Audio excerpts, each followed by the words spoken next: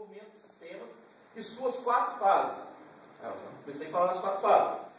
Entender os diversos, diferentes tipos de metodologias e como escolher entre elas.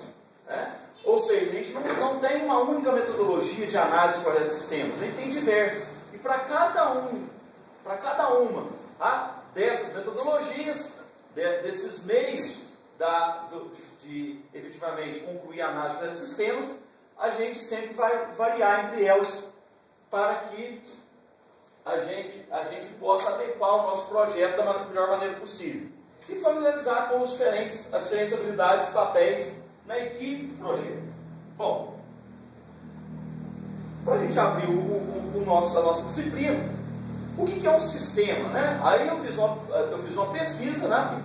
Descobri lá que sistema é um conjunto de elementos interconectados, de modo a formar um todo organizado. O termo sistema significa combinar, ajustar e formar um conjunto. Ou seja, a gente pode estar falando aqui de sistemas biológicos, sistemas físicos, ou seja, e para a área da ciência, da computação, sistemas de informação, sistemas continua sendo a mesma ideia. Ou seja, é um conjunto de elementos que formam um todo, que formam então um projeto, um recurso. E a análise de sistemas é a atividade que tem como finalidade a realização de estudos e processos a fim de encontrar o melhor caminho racional para que a informação possa ser processada. Aí, efetivamente, eu estou falando de sistemas computacionais. Falando efetivamente de TI. Ok? Bom,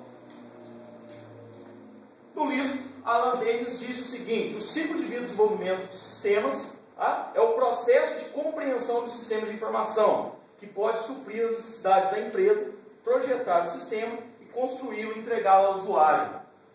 Mas a análise de sistemas, ou seja, a vida de um sistema, ela vai além da instalação e implementação.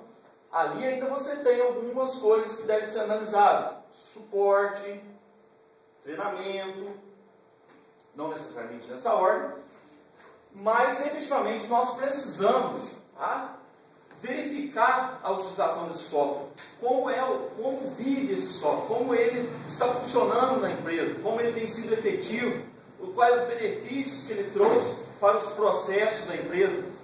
Esse software, ele tinha a pretensão de angariar lucros, ou não, pode ser um software governamental para melhor atender a população. E ele efetivamente está cumprindo com o seu papel? Isso então faz parte também da análise do desenvolvimento de sistemas. Aí, aqui, não sei se os slides poderiam até a gente projetar melhor. Assim que vocês receberem lá, vocês dão uma olhada o ciclo de desenvolvimento de sistemas. Bom, olha só, isso aqui é uma ideia clara do que acontece quando nós queremos projetar um software. Nós temos o que o cliente pediu, né? E veja só, por último, o que realmente o cliente pedia. O que o cliente queria com o software, com o sistema que ele queria elaborar. Ele queria isso. Ele conseguiu explicar isso.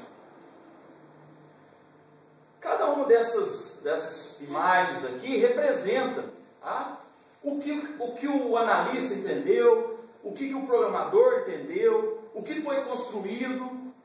E a gente vê que em todas elas a gente tem uma gritante diferença.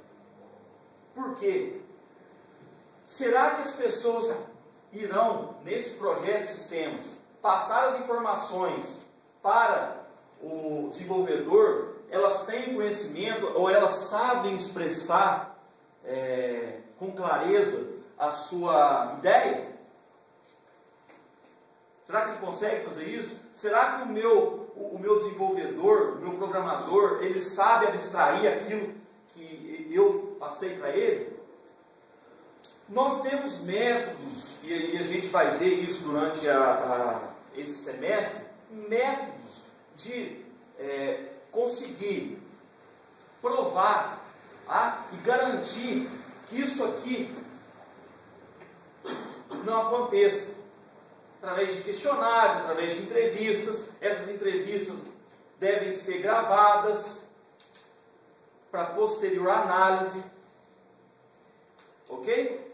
Isso aqui, gente, não é brincadeira. Isso aqui acontece efetivamente dentro das empresas. Quando não se faz um projeto, quando não se faz uma análise de sistemas adequada. Isso aqui é corriqueiro acontecer. Ok? Bom, a Spanish Growth, né, constatou que 42% dos projetos corporativos de sistemas de informação foram abandonados antes da sua conclusão. Isso acontece. 42%. Olha o índice. Altíssimo. Depois, em outra pesquisa, foi apurado que 53% de todos os projetos de sistemas de informações do governo dos Estados Unidos deixaram de ser concluídos. Tá? Bom, geralmente, quando não há uma análise de sistemas bem feita, essas aqui são as causas. Projetos entregues fora do prazo, custo total do projeto muito acima do esperado, tá? Menos recursos e funcionalidades do que foi proposto, tá? Ou seja, como aquele exemplo eu havia falado, até a Microsoft, né, tem esse histórico, né, com o seu Windows 1.0 e o 95. Ela, uma empresa que atua na área de tecnologia, cometeu esse erro. Será que porque não houve uma análise? Talvez já tenha até tido. Mas será que essa análise foi bem feita? Porque nós temos um problema sério aqui. A gente está falando de custo. E em muitos casos a gente não está falando de 10 mil reais, de 20 mil reais. A gente está falando de R$1 milhão.